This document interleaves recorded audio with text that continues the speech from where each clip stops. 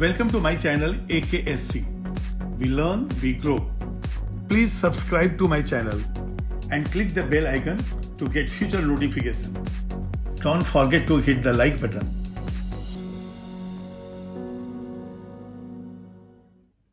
Hello everyone, इस video में मैं डिस्कस करने वाला हूं प्यूरिफिकेशन ऑफ मेटल का एक प्रोसेस जिसका नाम है लिक्वेशन। जैसा कि नाम बिल्कुल क्लियर है, लिक्वेशन का मतलब ये हो गया कि किसी मेटल को हम लिक्विड फॉर्म में अलग करने वाले हैं। देखिए, इस प्रोसेस में जो फर्नेस यूज होता है उसका नाम है स्लोपिंग हर्थ फर्नेस, या हम कहते हैं स्लोप हर्थ फर्नेस।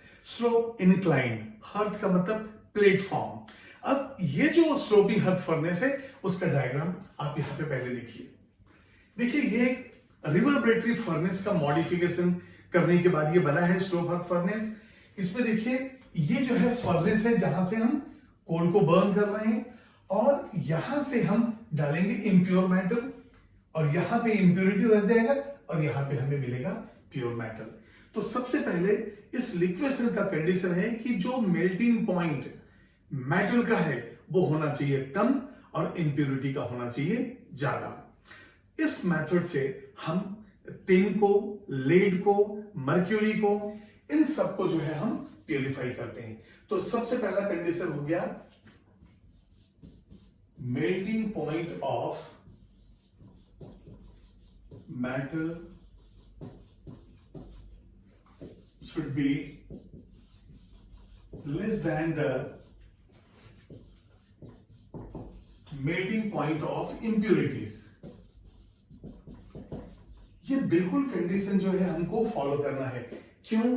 क्योंकि जो इंप्योरिटी है उसी स्लोप पे रह जाएगा और मेटल हमें मिल जाएगा। अब देखिए इसका प्रोसेस कैसे, जैसे मैं एक एग्जांपल लेता हूं लेड का। लेड और जिंक एक साथ हैं। यदि मैं कहूं ये पीबी एंड जेड एक साथ हैं, और इसमें देखा जाए तो मेल्टिंग पॉइंट लेड का कम है, तो यहां पे melting point of PB is less than melting point of zinc.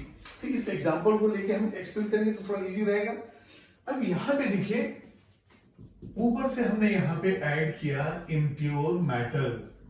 अब इंप्योर मेटल में एक एग्जांपल हम ले लेते हैं, पीबी जिसके साथ इंप्योरिटी जिंक है, और भी चीजें होंगी इंप्योर। जैसे हम इस प्लेटफॉर्म को, इस हर्थ को हम ऐसा हीट कर रहे हैं, और देखिए ये स्लोप के अंदर है। अब ये तो सॉलिड हमने ऐड किया है मिक्सचर, इंप्योर मेटल जो है सॉलिड फॉर्म में है, और जैसे ये हीट होगा तो वैसे ही जो मेटल जिसका मेल्टिंग पॉइंट कम है वो पहले पिघल जाएगा, इट विल मेल्ट फर्स्ट, और ये यहां से आके गिर जाएगा नीचे। तो ये हो गया आपका प्योर मेटल। ठीक है, अब जितनी भी प्योरिटी हो सका, लेकिन वो पहले से तो प्योर मेटल हो चुका है।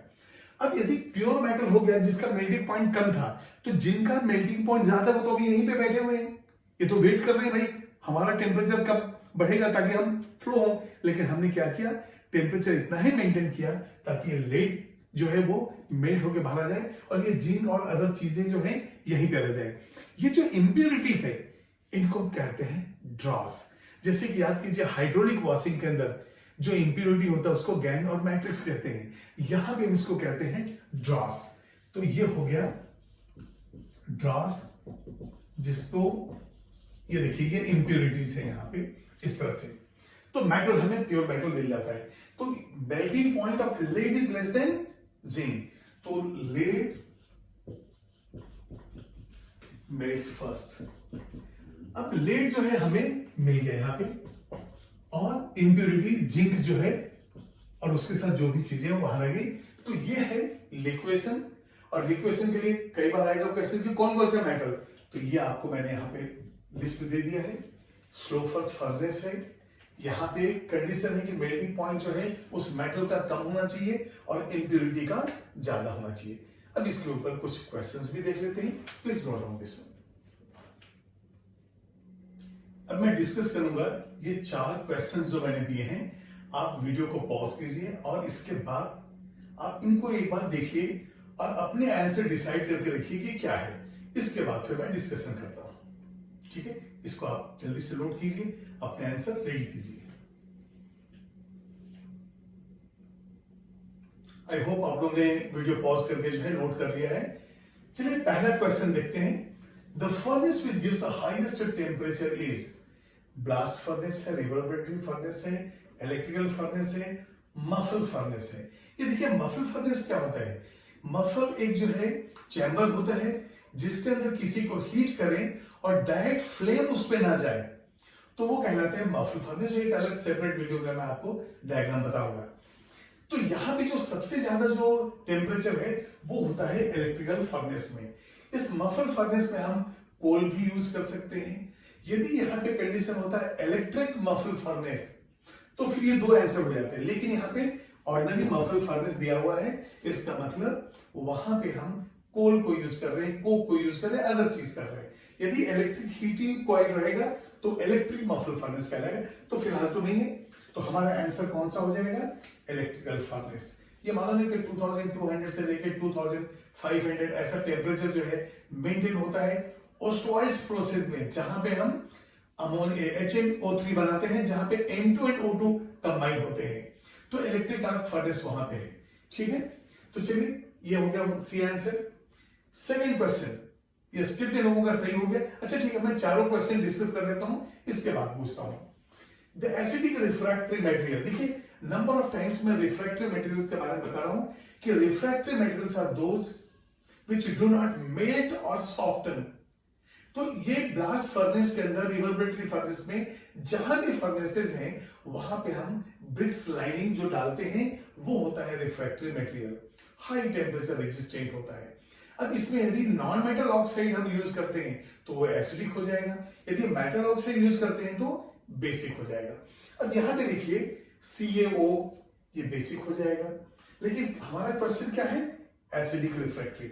अब ये एसिडिक है दो, लेकिन यहां पे जो है जैसे आपने देखा कि रेड ब्रिक्स में भी हम सैंड यूज करते हैं, क्योंकि सैंड जो है रिफ्रैक्टरी मटेरियल है, और सिलिकॉन नॉन मेटल ऑक्साइड है, तो इसको हम यूज नहीं करते हैं, हम यूज करते हैं SiO2 को। तो SiO2, सैंड, सिलिका, ये जो है एसिडिक रिफ्रैक्टरी मटेरियल है। बाकी ये भी रिफ्रैक्टरी मटेरियल है, तो हमारा आंसर एसिडिक के लिए SiO2 हो जाता है। अब आइए थर्ड क्वेश्चन पे, which of the following metal is purified by the liquation process. मैंने आपको लिस्ट दिया है कि आर्सेनिक है, एंटीमनी है, जिंक है, सॉरी लेड है, और इसके बाद जो है मर्क्यूरी भी है। तो यहां देखते हैं, देखिए जिंक और मर्क्यूरी, जिंक और जब लेड होता है तो लेड को हम प्यूरिफाई करते हैं और इंप्यूरिटी जो है वो जिंक कहलाता है। तो चलिए यहां पे देखते हैं प्यूरिफाइड बाय लिक्वेशन, तो सोडियम, मैग्नीशियम नहीं, ये तो इलेक्ट्रिक प्रोसेस होता है। एल्यूमिनियम जो है इलेक्ट्रोलिटिक रिफाइनिंग से होता है।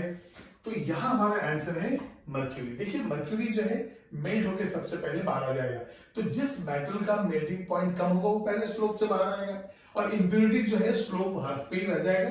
तो यहां पे हो गया हमारा आंसर मर्क्यूरी। ठीक है, इसका फोर्थ क्वेश्चन देखिए, lead has impurity of zinc, then in slope hearth furnace during liquation which melts first. तो आपको मालूम है कि जो मेटल को हम प्यूरिफाई कर रहे हैं उसका मेल्टिंग पॉइंट कम होना चाहिए, तो यहां पे लेड पहले मेल्ट हो जाएगा और जिंक स्लोप अर्थ पे बच जाएगा, वो ड्रॉप्स के फॉर्म में होगा, ये प्योर मेटल हो जाएगा। तो यहां पे व्हिच मेल्ट्स फर्स्ट, तो आपका आंसर हो गया लेड। चलिए अब बताइए कितने लोगों का सही आया। I hope all of you got all the 4 question correct. ठीक है, इसको नोट कर लीजिए।